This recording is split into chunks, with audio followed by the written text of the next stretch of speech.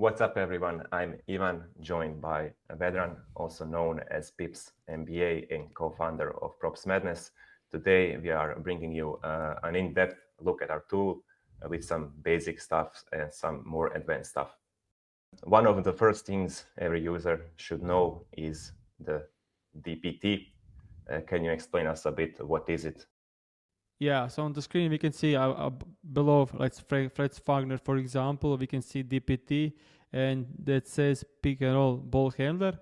And DPT means dominant play type. Every player has down here has a play type analysis, and for Franz Wagner, he scores most of his points as a pick and roll ball handler, 21% of his points. He does score in transition, free throws, and spot up as well, but the most points come from pick and roll ball handler, so that's his most dominant play type. Okay, then the same question goes for DSZ. So DSZ, or dominant shooting zone, is where he's scoring his most points from. And for Franz Wagner, we can see on the season shot chart that he's scoring most of his points at the rim, 37% of the points.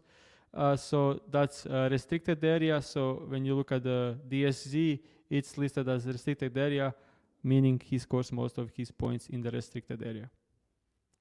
Great, thank you. I can see similar players on the right side. Can you explain that a little bit? What is it? So we saw the similar players are similar players by PropsMadness, the one that we created, like looking at the most dominant shooting zone, most dominant play types, where he's scoring his points from and how. So we created this by PropsMadness. So players like Jimmy Butler, Kawhi Leonard, Miles Bridges, Kyle Kuzma, Banchero are similar types of players scoring-wise to the Franz Wagner. So we can see that they covered in their last 11 out of the last 15 against the Hawks. So similar type of players have success against the Hawks.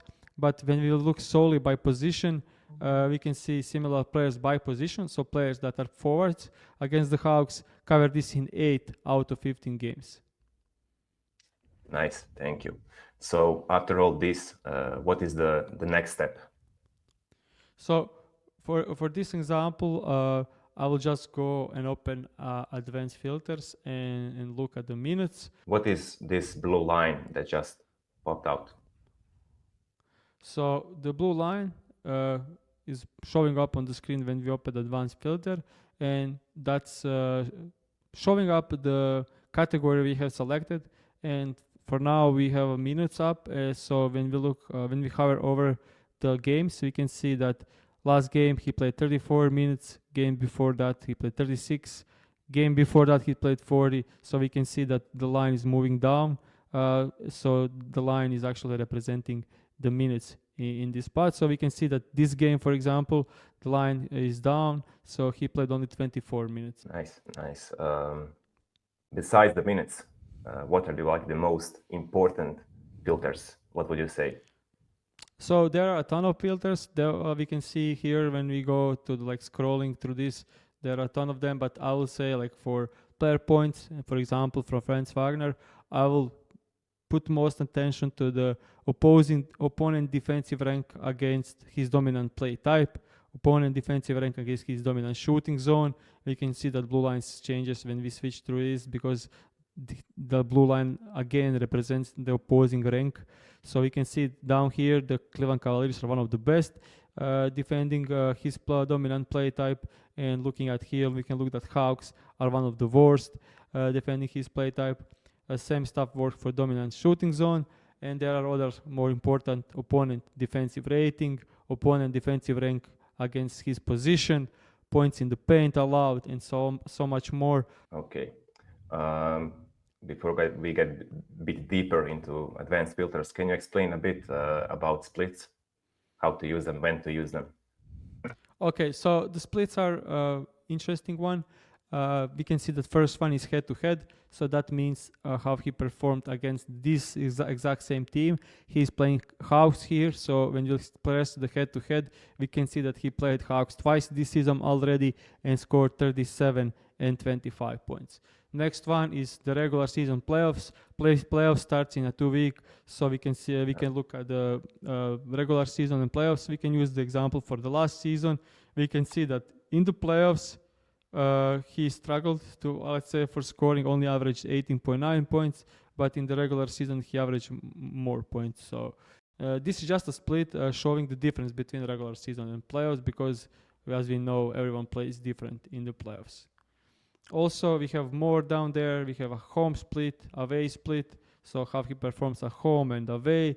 And some players struggle on back-to-back games, so we have a filter for that as well. And we can look at the games won and lost.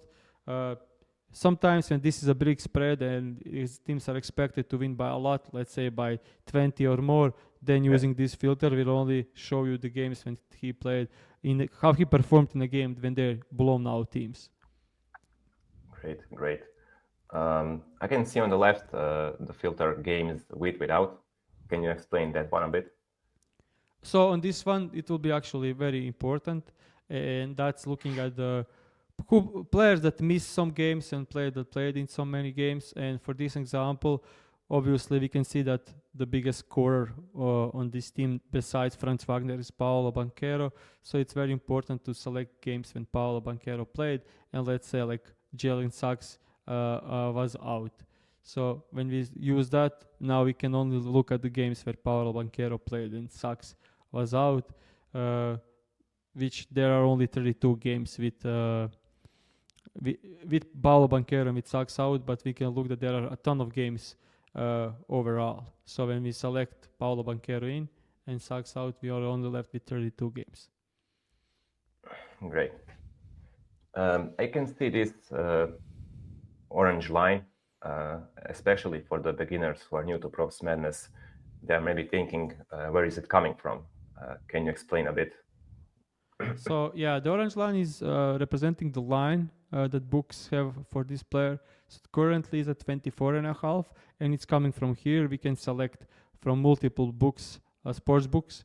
So we can see that Bet365 has 24.5, same as BetOnline, Caesars, BetMGM. But for example, FanDuel has 25.5. So we need to, if you are looking for an over, we definitely need to look which books has the best line for us and best number. And at this time, Bet365 has 24.5 and minus 120. So if you have that available, you should go and bet this on Bet365 instead on, let's say, on DraftKings. Because if you want to bet on over, because this is the better line for over. Agree on that one. Now we're circling back. Let's go a bit to advanced filters. What is the best way to use them and how to properly use them? We can see that lately Franz Wagner has been playing 34, 36, 40 minutes. This game he played only 24, but they won by 30, so it was blowout.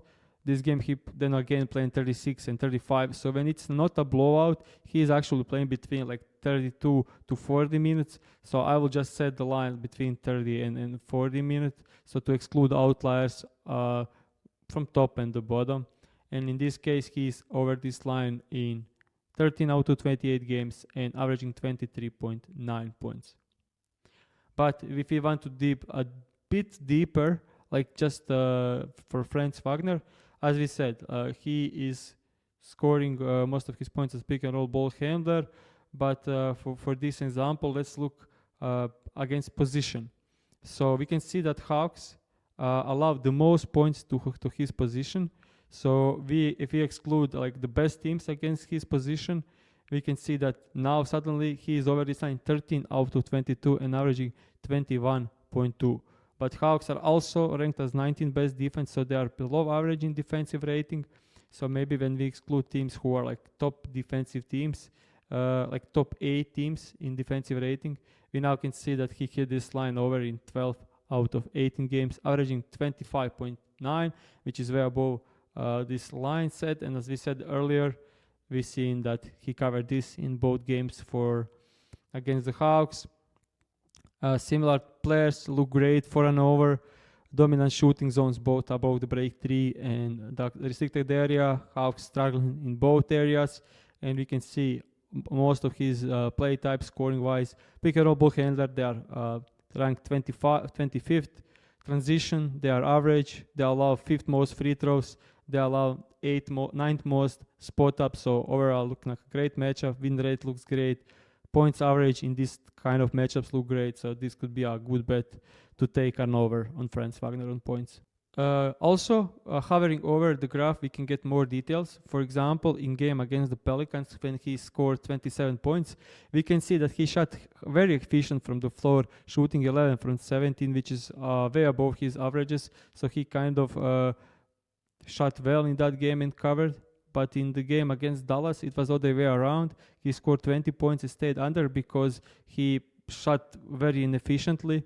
He was only 8 from 21 from the floor and 0 from 5 from 3. So he got the volume in this one, but didn't cover because he shot poorly. So hovering over some games over the graph, we can get more details about his shooting efficiency, his minutes, players that were missing. For example, in this one, we can see Sachs, Wagner, and Cole Anthony were out.